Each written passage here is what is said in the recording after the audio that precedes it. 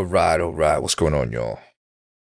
Welcome back to the channel. And I haven't done this. I can't believe I haven't spoke about this and anything. I've been so wrapped up in other shit that I've never done a video on this. P. Diddy. I don't even want to say, damn, I should probably scrub that. You know who I'm talking about, the diddler. The diddler. But I found this this was gonna be pretty long. I'm gonna try to play the whole thing, but I think I can't because YouTube be like, yo, get out of here with that. But I'm gonna try to play the whole thing without stopping too much. But this right here is a video I found. There's hundreds of videos on this now, but let me see where this one's from. This one is Diddy Accuser exposes A-list celebs and his mom. And his mom. Caught on tape. Man, oh boy, it's from Lionel B. The Lionel B Show. I've never been on there. I'm gonna go ahead and subscribe because this thing looks good. Anyway, let's go ahead and, man, I don't even know what to say about this guy. Someone said that when they did the raid, I'm on them tapes, and there's multiple A-list celebrities running on me, including certain people that are presidential. Now, peeps, I sat down today for a super exclusive interview with one of Diddy's accusers, Adria English. She's been in the media a lot lately with serious allegations against Sean Diddy Combs, accusing him of despicable and horrendous acts. The disgraced mogul is currently in custody, housed at Brooklyn MDC, one of the most notorious prisons in the US that was also the home of Epstein, where he was mysteriously taken out. Now this— Ooh, diddler. Hopefully he makes it and the cameras work if something happens. This is an interview that you don't want to miss. She revealed the dark secrets of working for Diddy, the feds telling her she was found on tapes with famous politicians, Diddy having threesomes with his mom, and more. Wait. What? Hold on, I'm sorry. I'm sorry. It's telling her she was found on tapes with famous politicians, Diddy having threesomes with his mom, and more. Wait, having threesomes with the politician's mom? Or with his mom? Prepare to be floored, and make sure you watch this whole entire video.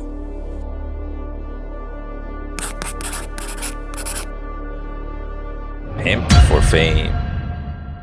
How did you initially come in contact with Diddy? Okay, it's a cute story. I'm from California. Prior, Adria I had never English. been on the East Coast in my entire life. I had never been to Florida. I had never been to New York. Nowhere on the East Coast. And a guy I was dating, Anthony Gallo, he's from Cali. We were both from Cali. He got an opportunity. He got scouted by a guy in LA who was a reputable scouting agent. It was initially Wilhelmina Models. And so they gave him the opportunity to come to New York for an audition. When he went out there, he ended up getting a lot of callbacks, but he was back in LA. And they said, well, you're getting all these callbacks, but if you're going to model for real, we need you out here. So he had never been on the East Coast either. So he was like, and at this time, my family had found out that I had did adult movies. Now, mind you, I had an ex-boyfriend, Jake Steed. He was my boyfriend at first, and he manipulated me into the adult film industry. Jake Steed, that sounds like a porn name. Only did 8 movies in a 6-month period of my life in the year 1999, but those 8 movies in 6 months follow me to this day. And I signed a residual contract, and Jake Steed been collecting all the money. He done put me on Pornhub. I'm everywhere. Ooh. And they said he hiding out in South America. He been collecting my money the last 20-some years. I'm the one that gave Ray J and Kim Kardashian to connect. If you look at the production team, you can see we have the same production team. You see mine was filmed first. Me, Ray J, Brandy, we all grew up in the same church, the Church of Christ. Ray J, Kim. Brother Norwood, their Okay. father is my vocal coach, so that's how we already knew each other. But they got famous with theirs because Kim Kardashian had a little bigger of a name. I want to say something real quick, and hope I don't sound crazy. First of all, I'm not wearing my hat. That's crazy. But understand something, and I'm not co-signing. I'm not trying to play devil's advocate with Diddy. I'm not saying he didn't do nothing. We all know he did. But you gotta remember, in a high-profile case like this, I'm not saying she's lying, or anybody else, but you gotta understand, a high-profile case, you're always gonna get people that are gonna come out because they realize there's a lot of money in this. People are gonna come out and say something. People are gonna come out with their story of, oh, this happened, this, we did this, that, and the third, or whatever. You know what I mean? So you gotta be careful. You know what I mean? You gotta take everything with a grain of salt. Because of her dad. So when Anthony got scouted, we ended up my family had found some member of our church, my church from 9 years old had found out I did adult movies. They brought it to the minister, who brought it to my parents. And when I came home from work, I was working as a telemetry technician in the critical care unit at Hoag Hospital in Newport Beach. And when I came home from my shift, my parents had it on the big screen. Me with a it in my mouth. Ooh. No. Your parents had that on there? The valedictorian, literally. The sheltered one from the suburbs who had never even had sex before in their knowledge. You know, the innocent one, their love child on the big screen with it.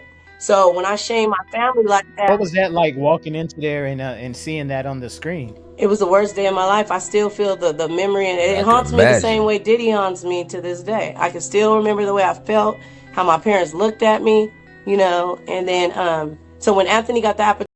Yo, this dude ruined my childhood, man.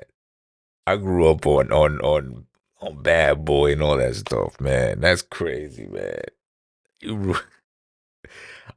I used to be like, oh man, I wish I could be like Diddy. That's what every kid was. He was like the idol. Opportunity to move to New York, I was like, man, hell yeah, because I did the movies in '99, but they didn't find out until 2004.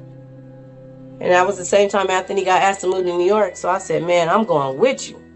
And then when we got out there, Anthony was going to go see whatever. He ended up getting an audition with Ford Models, and then Ford signed him. That was Cassie Ventura's same agency. And so we were from Cali, and we had an apartment in the middle of Manhattan. So all the models in between their go-sees and their auditions would come hang out at our apartment. And we had the weed, and that's when weed was hella illegal. So we was from Cali, we had the weed. Anthony looked good. I was working at Larry Flint's Hustler Club, so I was already the hottest stripper because Manhattan is only 11 miles, about 13 miles. I'm from Cali, the West Coast. All the East Coast people grew up together. They don't know me and Anthony like that, so they're intrigued. I look good, he look good. It's 20 years earlier. I'm 46 right now. I'll be 47 in January. So imagine me in my 20s, you know what I'm saying? Body was extra banging, and even now, everything's real, butt real, lips real, nose real. I've never had a million behind me, so just imagine that. So tell us a little bit more about how you guys actually got into doing these Diddy parties and him propositioning your dude. Anthony is signed to Ford Models. Cassie is coming over to our apartment, hanging out. We're all friends. We actually started. Oh, you was hanging out with Cassie? Yeah, she would come over our apartment too, because her and Anthony were both signed to Ford Models. We were convenient right there in the middle of the city. So in between your auditions, your casting, you would come smoke weed and hang out at the bomb couple from the West. Yo, she's already dropping names. She's already saying who's. Oh my lord, bro. This is a nightmare. West Coast, you know what I'm saying? We had the doorman building. We was popping. And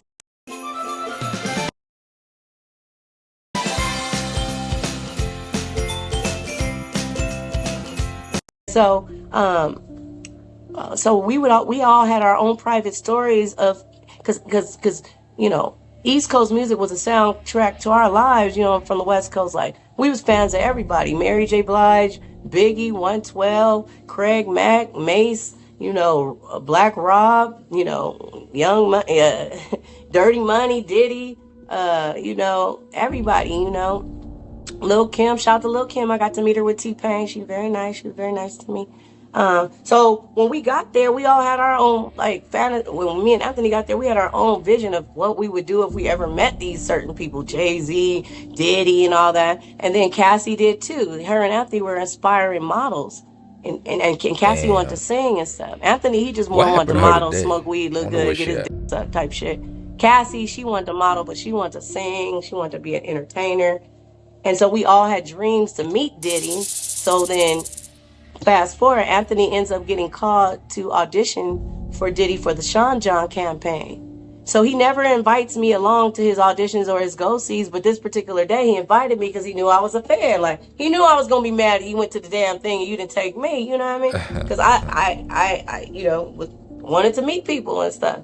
I was already a dancer. I was already moving and shaking. I already had a gang of athletes and whatever, but the music industry, because I rap and sing, that's where I wanted to get into. So long story short, we sitting in the waiting room and one of his homeboys that frequents our apartment comes out of the thing and he's looking mellow mad, like, shh. And so low-key, me and Anthony laughing, we was like, he must not have booked it, like, he's salty, like, we laughing to each other, like, you know. And then they called him. And then when they called him, I'm like, yeah, you got this, my nigga, like, you know, I'm dapping on, you got this, buddy. And then that's when two-way pages was out. So when they called, I flipped my two-way. The two-way. I'm on my two-way lining up some money for later on. All of a sudden, I just hear, man, fuck that. And the door flew up and it was, I'm like, what? And like, Anthony is a very good-looking guy. His mother is, you know, African-American black lady, and his father is an Italian man. And actually, the wine, Gallo wine, that's his family. And allegedly, his dad got like basically shunned from his family for choosing up on a black woman. And he went on to have a few kids, and all of them are boys, and they're all very good-looking guys. But his dad chose to be poor to follow his heart and be with a black woman. And so allegedly, his dad still to this day rides a bike in Northern California. He's from Northern California. He had moved down to LA. And so even though he was a good-looking guy mixed with black and Italian, he wasn't no punk. Like, it wasn't no gay in him. It wasn't no, you know, bitch in him. Like, he was like a thug, but he was a pretty boy. So, like, I guess they underestimated him, thinking that because he was so good-looking that he go that way. So he was more than offended. He was on some gangster shit. Like, he got me fucked up. So when we were in the elevator, I was like, man, what happened? He was like, man, like, he gave me that look like, man, shut the f-. And I was like, all right, because it was people in the elevator. So I was like, all right. So when we got, you know, out the elevator, I'm like, what's up? I'm like, why are you tripping? He was like, man, nigga asked me to suck his dick. I said, who asked you to suck his dick? He said, Puffy. Who was calling Puffy? This doesn't sound made up. I don't know. This doesn't sound made up to me. I'm back then, Puff. And I said, no, he didn't. And it broke my heart, broke her arm. And I was like, nah. And he was like, he asked me to suck his dick. I was like, oh. I was like, well, then I see why, you know what I mean? For sure. Like, it's a wrap. That. He's like, I don't need that job that fucking bad. So I was like, for sure. You know what I mean? We got in the cab. We went back to our apartment. His homeboy ended up coming through. We smoked blunts. We laughed at it. We was like, that, you know what I mean? But then, because I was a dancer, I'm also in the regular go-go club scene. And I ran into Tamiko Thomas, who ended up being, I call her a handler, one of Diddy's handlers, wranglers. And she approached me with opportunity to help me and Anthony out. If I would dance at Diddy's white parties, Anthony can go ahead and book the campaign. I agreed to dance at the white parties. Anthony booked the Sean John campaign. He was everywhere. He was on billboards, buses, bus stops, cabs, in the magazine, all at the same damn time. He was everywhere. But right now, if you go and try to Google any one picture of that Sean John campaign, Diddy done scrubbed it all. I can't even hardly find a picture. Now, did Diddy remember him whenever he eventually got that gig? Was he like, oh yeah, I remember you? Yeah, because when he booked it, after they had like a lounge party where it was like a celebration, like, hey, the new campaign, let's all, and it was a very small lounge, like, only the models was there, the creative director, the photographer, Diddy, a couple other people, and that's it. And so he went over it. So it was kind of like, thank you for letting your girl work my parties. You know what I mean? You came out great, my nigga. He didn't say my nigga. He said, you came out, what did he say? What did he say? You came out great, my guy. You're killing it, baby. You killing it. You know what I mean? So he basically tried to like go over the fact that he had asked him to suck his, because he Oh, he asked the dude. He asked. I thought she said she asked the dude's father. But either way, it's horrible. But wow. he tried him and he didn't fall for it. So he felt stupid. He didn't know he was that thug. So what was your reaction to that? I know you both of you guys were upset, but were you thinking like, damn, ain't no Diddy was like this? Were you guys shocked when that happened? Because I had been an ex, porn star, and I was currently an exotic dancer. For me, it was regular scheduled programming. Like, it's just what rich people with money do. Like, he tried it. He wanted to see, you know what I mean? To me, it was more funny, but Anthony took more offense. Like, no, like, he got me fucked up. So I had let it go. I was over it. But when they asked me to work the parties, I was like, hell yeah, I would have did that shit damn near for free. You know what I mean? Just for the networking. I was a groupie at that point. And I didn't realize how pretty I was. I didn't realize they looked at me like that. And I extra didn't know that Diddy had gotten word of my former career in the adult entertainment industry that I was manipulated into by an ex-boyfriend that I only did for 6 months out of my life, that I wasn't. Yeah, it's a wrap. He knows you were you been doing them P movies. Yeah. Trying. I didn't have aspirations to be a P star, none of that. I got manipulated into it so somebody could basically get my residuals and be basically caking off of me the last 20 plus years. I was very sheltered, naive. My parents were from LA, and so they raised me in the suburbs because they didn't want me to experience anything they saw growing up in the hood. And so when I went to Long Beach State and they put me in the co-ed dorms, to the left were the athletes and to the right were the girls who were stripping to get through school because they were all from LA, Compton, and Long Beach. I'm from Chino, California, a little nerdy girl with valedictorian. So when they were stripping to get through college, I kicked it with them. And that's how I ended up with Jake Steeden. He saw the innocence and the naiveness in me. He got me to do their movies. And then when Diddy found out about it, they used that against me. And then he viewed me as somebody that was sexually exploited, worthy. And yeah. And he played on my heart. It's called coercion of the heart. The Devil Wears Prada. When I told him that I rap and I sang, and he said I was dope. In this case, he said he Sean was gonna John. bring me and I had a girl group out. Like, I'm the Beyonce of my group. They even told you that I was the dopest one. And it's called Coercion of the Heart. And he played on the fact that he knew I liked to rap, sing, and perform.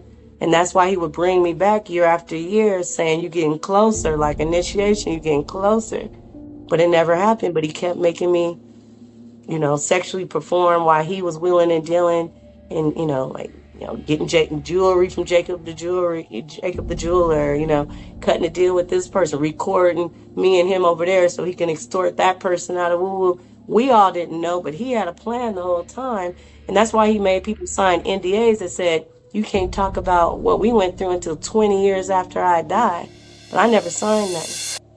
Aubrey O'Day and Danity Kane and them, they got hit with that. I was already out the game. I was done from 2004 to 2009. By the time he was running around with them, I was already, on the way out. So if I understand correctly, so basically he had you setting up people, man. Some of his high profile people, he had you go over there so he can get video of certain. No, he wouldn't say go over there so I can get video. He would hire me to work as a go-go dancer.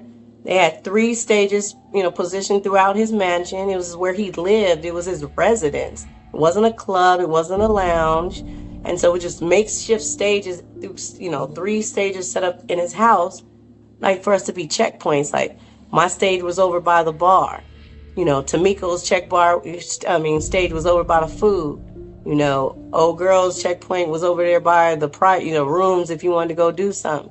So it's like, I think he kind of told the guests, hey, if you want to drink, look for, just look for a stage and you're going to find something you need. You know what I mean? So we were elevated above the crowd. And so, but that we were instructed to only drink from certain liquor bottles. Yo, sometimes when these dudes get so much money, and not just dudes, just people in general. They get to a certain level. I mean, it's probably happened through all of humanity.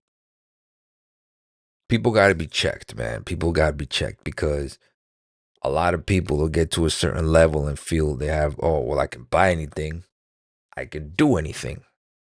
You know what I'm saying? And treat people who aren't as powerful as me, like objects. I mean, he can get anything he wants. Now, he's already kind of desensitized from that want feeling that we have. Oh man, I wish I could have this car, or I wish I could, date that girl. He's on a level where he just gets it. So there's no satisfaction. You know that euphoric feeling you get when you saved up money, or you finally get that loan to buy that house or whatever. He doesn't have that feeling anymore. So he has to graduate to other things. You know what I mean? That's crazy. What I'm gonna do is, this is gonna get really long. So I'm gonna stop it right here. This is gonna be part one. I'll do part two right after this. I'm gonna continue right from here. 1511. I'll write it down on my little notepad here, or my little 1511 Diddy video. Hopefully the feds don't raid my house. Diddy video part two. Cause it's late. Wife wanna get to bed. I'm doing this from my bedroom, so that's all I got, man. Like, subscribe so you can see the next one also, and other things that I'll be reacting to. This is crazy. Diddy is nuts. This world is nuts. My God, let's go into 2025 a little bit different, man. See you on the next move.